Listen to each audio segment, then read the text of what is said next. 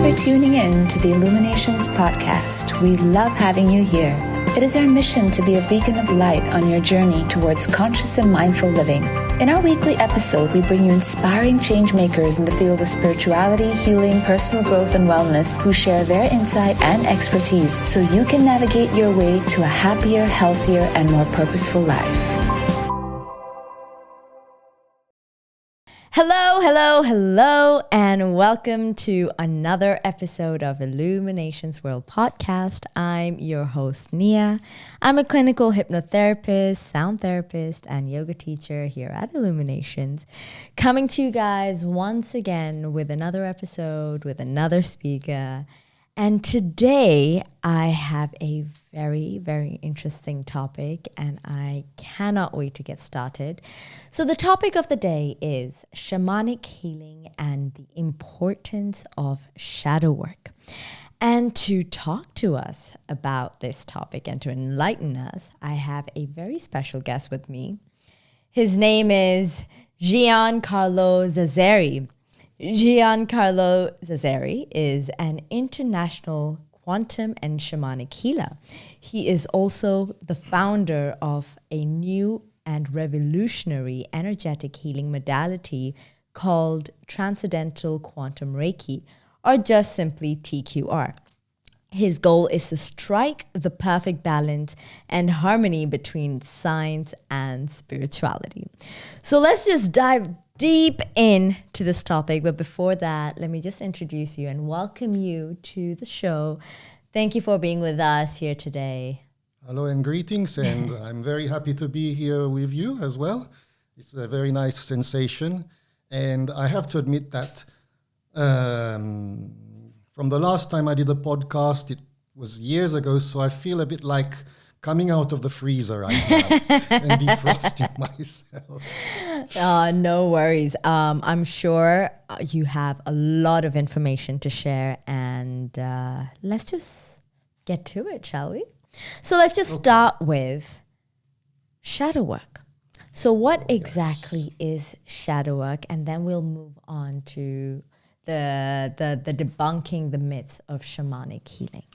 Okay, well, now let's talk about shadow work, okay? And it is a very antique and vast topic indeed, okay? And behind shadow work, there are even also many antique superstitions behind shadow work, like negative energies that arrives from the external and negatives that arrives from certain family issues regarding jealousy and black magic and all that stuff. But now let's get into a more modern perspective, okay? Mm-hmm. To step out, let's say to snap out of the superstition, because if we are to understand shadow work, the first thing to do that really helps us to overcome our shadows is to snap out of false beliefs which are based on superstition, okay? Where superstition really works on our mind in its, let's say, suggestive capability. The power of suggestion really conditions our mind and determines even the reality in which we live in, because the power of the mind is very tremendous indeed if we don't realize how to master the power of our mind, okay? And if we are easily suggestionable, of course, we can, let's say, enter some sort of, let's say, psychological loop that can even determine the outcome of our lives in an undesired way, okay? And this is what, let's say, this is what shadow is about, okay? And it's all a question of generational belief, epigenetics, okay? This is the way I like to see it. It's an epigenetical issue, a dysfunctional epigenetical issue. This is what the shadow is all about, dysfunctional epigenetical issue. So can you give us an example of what exactly is shadow, and can you give us examples of that? Well, let's say for an example that we're talking about the ancestors, okay? Let's say for an example from my mom's side or from my dad's side, going back into generations, there was, let's say, an ancestor that has lived a tremendous trauma in their lives, okay? An unresolved trauma, okay? Because when we go back towards our generations, towards our ancestors, there are the positive aspects and there are the negative aspects that regards unresolved issues, which is trauma. Now, our DNA is like a storing library, okay? And it has the memory of our ancestors within it. And this is epigenetics, okay? And the memories of our ancestors in positive but unfortunately negative ways echoes throughout our DNA like ghosts within ourselves, okay? Said in a metaphorical way. We have to understand that our DNA creates an energy field. Everything is based on electromagnetism. Everything emits an electromagnetical field. Our DNA emits its own electromagnetical field, okay? And I personally believe that this electromagnetical field determines the function of our subconscious mind that then conditions the function of our autonomic nervous system that then eventually determines our attitudes, our beliefs, our way of thinking, and our way of going through life that underlines, let's say, that can underline an undesired outcome of our life. So when we're talking about epigenetics, we're talking about, let's say, unresolved issues of our ancestors that still echo within our subconscious mind that then conditions our attitudes and our ways of thinking. Okay? And I have a very personal approach to this because throughout my research, I've been seeing this aspect like the tree of life, okay? I've always taken the tree of life as an example because the tree of life is a very powerful symbol, okay? It symbolizes the origins of life itself, the origins of time and space, okay? We have, let's say, the supreme divine spirit, for an example. It is the fire of life, okay, the initial spark. That then creates time and space that becomes like the roots of this tree that then goes up and forms a trunk, and then the branches go in all sorts of directions, creating alternative timeline events that we can call different dimensions. And this is the description even of the universe according to shamans, according especially to the antique Norsemen, the shamans of Norwegia, okay? And they like to call this concept the world tree, okay, Yggdrasil, the world tree. And it really reflects even how our subconscious mind functions, especially regarding epigenetics. And it reflects the fact that as we are living in the universe, and the universe can be much structured like the tree of life. We are the universe itself. It lives within us, and this is the subconscious mind, okay? Each one of us is, let's say, a personal universe, okay, with its own history, with its own background. And of course, now we are talking about epigenetics, the ancestral part of ourselves. So usually, when I see a person with epigenetic issues, throughout my intuitions, a tree appears in front of me, okay? And I clearly see this tree. And usually in society, our personal tree of life, which is the metaphorical aspect of our subconscious mind, doesn't look quite good. Okay, doesn't look quite good. I usually use a method where I guide people to encounter their tree of life through a hypnotical and deep trance modality that us shamans like to call dream language, okay? Because when we're talking about, let's say, hypnosis or the guidance of people through hypnotical modalities into deep trance, this is dream language, okay? It's a language that works on metaphors that then creates a journey, the inner journey of the person, which is the journey of the inner hero, where the person encounters in the deepest reaches of their subconscious mind the conditions of their subconscious mind, which is the conditions of the energy field of the DNA that looks like a very not good-looking tree of life initially, okay? The branches are weighing down. These are all the weights of the unresolved issues of the ancestors. The roots are not nourished properly. The tree is very dry, and they may see numerous photographs that don't look good.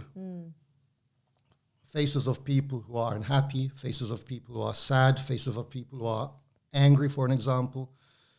These are the faces of the ancestors in that precise moment where they have had their, let's say, worst trauma in their lives, okay?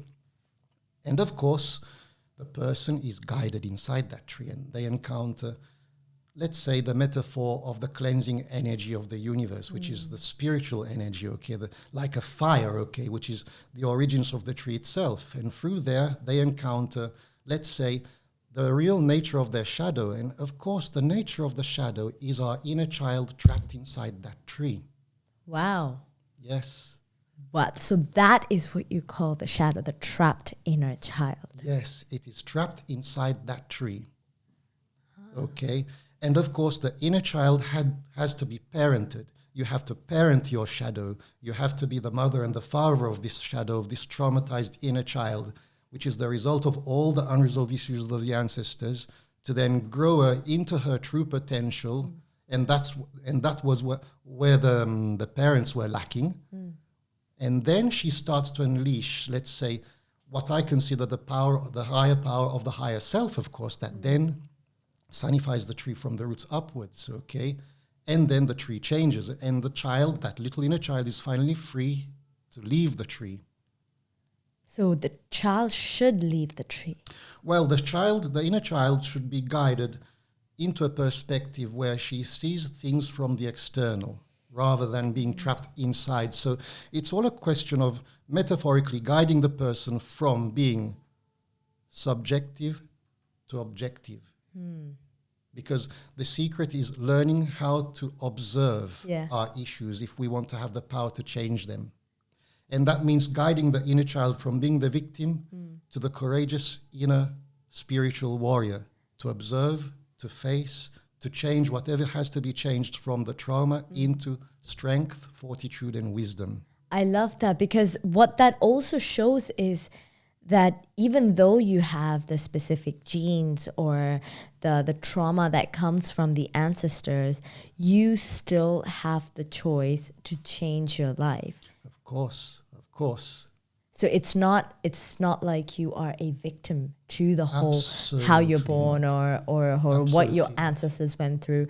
And I imagine it's about acknowledging and respecting what they gave you or where you come from, but also knowing that that was in the past and that's over, and you have a choice to respond or how to react, I guess. Yes, of course, because once you discover that inside your DNA there is the light of oneness, that fire of life that permits you to have the power to master, let's say, your shadows, and that means even parenting that little inner child, to permit her to outgrow out of the role of the victim and to manifest, let's say, the vision of what you have always desired to be, which can be the vision of your highest self.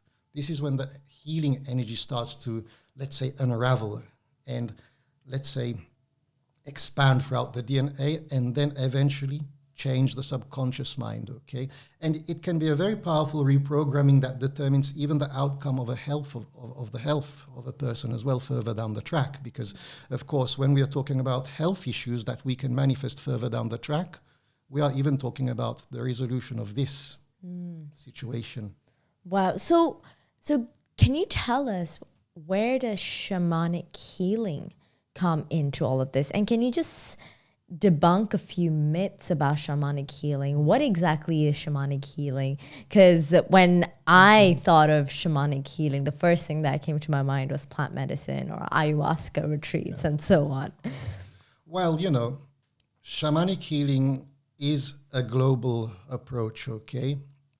It's not always necessary plant healing and psychotropic substances to reach altered states of consciousness, like ayahuasca, for an example. Yeah. That really works on the limbic system, and you're producing a very high amount of DMT, for an example. Yeah. For an example, when I'm talking about my family background, I knew an uncle of mine, he was a shaman, and he didn't use psychotropic substances, but he was very intuitive, and he believed in what he delivered from the heart, and he created a very powerful energy out of his aura that was capable of altering what was around him through his belief. I remember that I went to him, and I was 13. It was the age of 13, and I had a huge infection on my kneecap. And he was living in a small van, okay, in the middle of nowhere. And the family took me to him. And he just took a green leaf, he put it on the knee, he started to do sacred geometrical symbols with his finger, and he started to recite a prayer, okay, like a mantra, and the kneecap just went down. It just went down, down, down. And I was okay. Wow. And you saw that? I saw that. And he clearly looked at me in my eyes, and he said, remember this day, and remember things will occur now from now on. Wow. And yes. That way your journey started. It was practically an initiation as well, okay? So in a certain way, I feel that I'm continuing the legacy of my uncle. Yes. Wow, that was beautiful. In the past considered even a mad person, unfortunately, because, many family members didn't understand him. He was considered like some sort of schizophrenic, but he was a very powerful spiritual healer. So who can go to a shamanic healer, and when do you know you need to go to a shamanic healer, or if a shamanic healer can help you with a specific issue? So can you shed some light on that? Well, it's quite intricate in reality. We have to understand that we are living in a perfectly organized system that we like to call divine order. Nothing occurs occasionally. The universe on quantum level is a perfectly organized, interwoven, very, interwoven and intricated system indeed. And this interwoven, intricated system is called convergent time and space. So, us shamans, when we meet a person, we don't question ourselves if that person is ready or not, or this person has come because they have, booked through whatsoever to take an appointment with us. We always know that there is a higher purpose for everything because we live in a perfectly convergent system made of, this illusion, this matrix called time and space that converges perfectly from the infinitely great to the infinitely small. Why are the galaxies in their place? Why is the moon rotating around the Earth at a certain distance, perfectly in its place to make the Earth habitable for humanity? So there's Why an are order. The planets in a certain place? Why are the stars there? There is an order. Yeah. And everything moves throughout the cosmos in a very orderly way, and nothing occurs occasionally. So even for people, even this encounter, or even an encounter with a person in the middle of the streets that can last for a fraction of a second, there is a higher purpose. It is a convergent mode. It is a moment of convergence that only the soul knows. Wow. So all we can say, you are here in front of me, relax. Be here in front of me with an open heart and an open mind, and let's see where this moment takes you. But at the end of the day, we always say, you choose. You choose. Okay? We don't convince people into something. It's always a person that should choose. And if the person is capable of making a choice and understanding the importance of choice, then the person personally is prepared to go into their journey. Otherwise, the person doesn't come back. Right. So when it comes to healing specific issues, let's say, what can shamanic healing do to me, and what does it look like? What does the whole process of shamanic healing look like? What does it entail? Well, it is a very intuitive process indeed that is related to what I personally like to call personal holistic identity, okay? And it develops throughout a lifetime of experience, and it is related to from where we came from, who we are, and it gives us an idea of where we are going, okay? But to really understand that deep meaning of from where we came from, it's all a question of acceptance of our past, acknowledging it. Never be ashamed of our past. We all have scars from where we came from, but we have to transform them into the roadways of our wisdom. And this is the pathway of the spiritual warrior. To be proud of ourselves, of who we are now, to be proud of our heritage. And then to deliver this to people, that they feel the strength, they feel the presence of this, the ancestral spirits through this concept, okay? And when you have an open heart and an open mind, shamanism is an accelerator, okay? It facilitates people in the healing process if they have clinical disorders. It doesn't, substitute. It doesn't, let's say, take the place of clinical treatment. Absolutely not.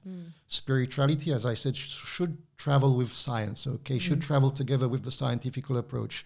So it is a facilitation of people who have even chronic clinical disorders.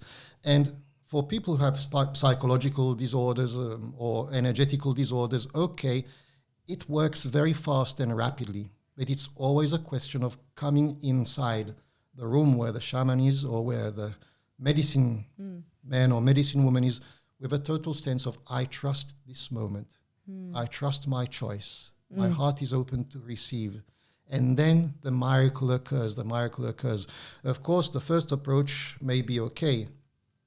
The ego of the person may come out and may try to challenge the circumstance. Yeah. But of course, as long as a healer is in their heart, at the end of the day, the spirit always prevails on the ego. And now we arrive up to a certain point where two souls are communicating with each other. And this is when the healing starts, okay? So it's all a question of, okay, you have had your life experience and you're a person of a certain position. But when you enter a healing space, you should enter the concept that you're leaving behind the door your social position, totally. And you're entering the healing space naked. You are a naked soul, and all souls are the same.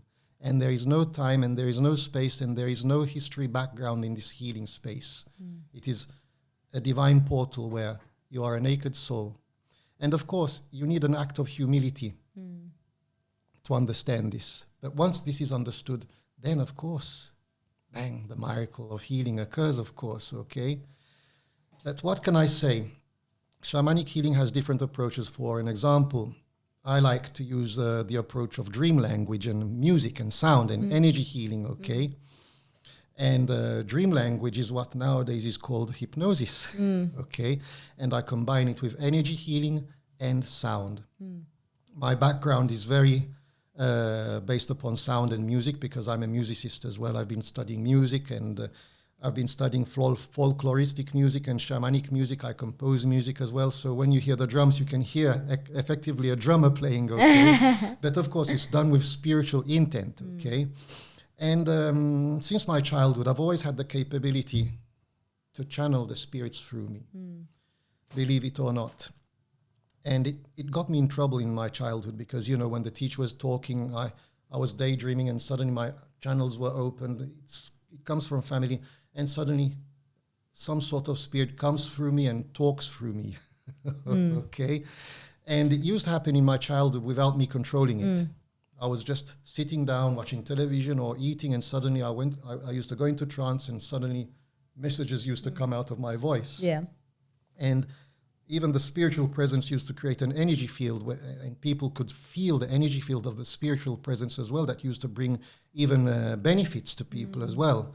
And throughout time, I learned to control this capability, okay? Because throughout time, I had to ground myself a lot. I had to work on myself in a very down-to-ground way. And why is that important? Why is grounding important when it comes to this? Because it helps us to master our capabilities, and it doesn't make our capabilities take us away into some sort of abstract that isn't really needed in our everyday life as human beings.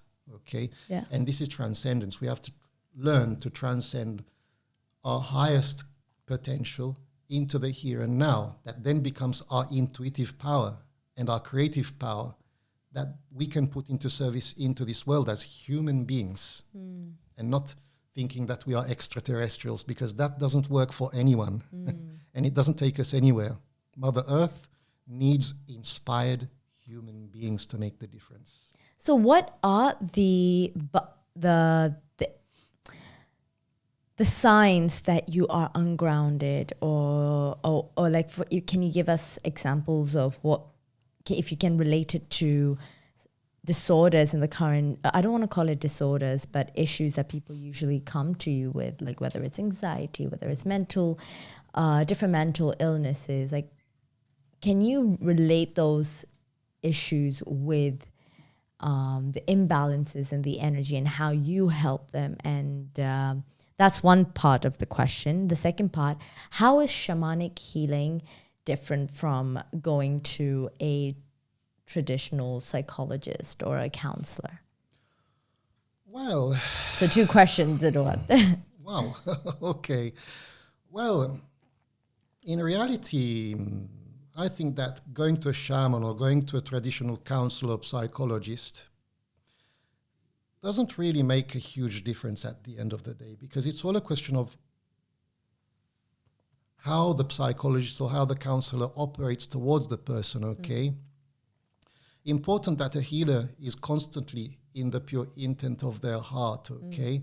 And this makes the person capable of empathizing with who needs work. So, you know, sometimes we have to leave beside the technicalities and be more intuitive, to be more empathic, and it takes quite a few years to develop this skill, okay? But all I can say that shamanism can work perfectly together with the classical scientific approach of clinical psychology and counseling. And even the clinical psychologists can even integrate some shamanistic work into their work as well, like drumming, because in a certain way it works like an accelerator. I've noticed that people who have had years and years of disturbances, when they undergo, for an example, a process of shamanic healing, okay, but it also depends on the healer. How much do you truly believe in what you're doing? Are you in the total belief in what you're capable of doing to generate this miraculous field of divine intent to accelerate the process of changing in a person, okay? So it's a subjective situation as well in between healers. But all I can say throughout my experience is that when I do my chanting and I channel the spirits that chant through me, when I do my drumming and when I do my certain process of energy healing or even dream language work, because it's metaphorical language that bypasses the rational mind and you're talking straight to the subconscious, I notice rapid changes. Rapid changes. That's what I notice. Wow. Okay. So you would say shamanic healing works at a different rate to which clinical psychology or other modalities work with? Well, it can practically be like an ice piercer. You understand, that pierces through in a quite a rapid way let's say the rational layers of the mind, and it gets quite quickly to the subconscious mind, especially through chanting and through drumming. Because when I guide the person into a deep state of trance, I alternate, let's say, the hypnotical guidance or the dream language guidance with my chanting as well. So the person is living a journey that takes them quite rapidly into their subconscious mind, and the rational mind reaches its critical phase very fast as well, and it just breaks down. So it stops you from being very critical or analytical and allows you to just feel and be open to whatever the message is, or get to the root cause of the issue of course. without overthinking. Yes. Wow, that makes complete sense. So do you have any tips for the listeners who are listening right now? What tips do you have when it comes to little things that they can do on a daily basis for their shadow work? Okay. Well, you know, I understand that here in Dubai, people are always in a rush, right? And we don't live in the jungle or on top of a mountain or in a forest. But please, I would advise to dedicate at least some time to observe yourself, okay? As soon as you wake up, at least wake up earlier, maybe 10 minutes, half an hour earlier, just to put yourself in front of a mirror. Close your eyes and observe how you are breathing. Observe yourself. Learn to observe your actions. Learn to observe the nature of your words and how you are delivering your words.